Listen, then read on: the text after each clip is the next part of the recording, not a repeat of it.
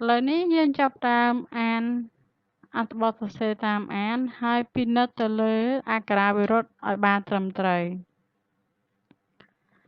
ពិធីច្រត់ព្រះនង្គ័លជារាជបវេណីមួយរបស់ព្រះមហាក្សត្រខ្មែរ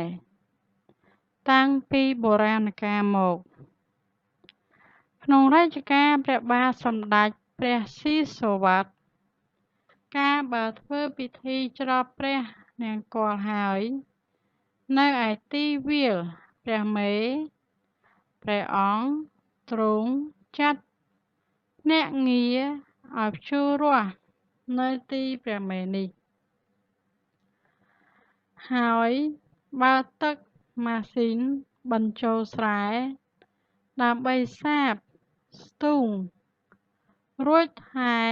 រក្សាដរាបដល់ស្រូវទុំច្រូតកាត់បោកបែនដាក់ព្រះឃ្លាំងតាំងពីថ្ងៃ1រោចដល់ថ្ងៃ3រោចខែពិសាខក្រុមបរោហិតត្រូវទៅធ្វើពិធីក្រុងពាលីនិងពលីកាថ្វាយទេវរូបផ្សេងៗក្នុងរោមណ្ឌលទាំង5នៅទីវាលព្រះមេលុះដល់ថ្ងៃ4រោចខែដដែលនេះ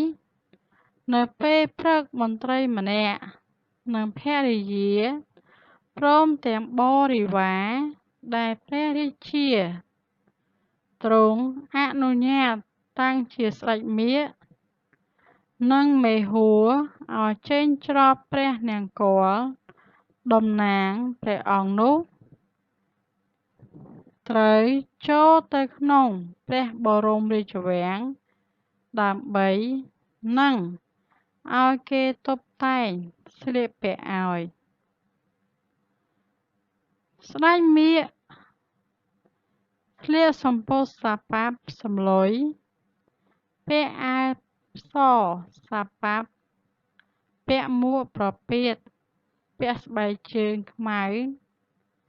ភរិយាស្ដេចមាឃហៅមេហួរស្លៀកសំពត់សាប៉ាប់សម្លុយ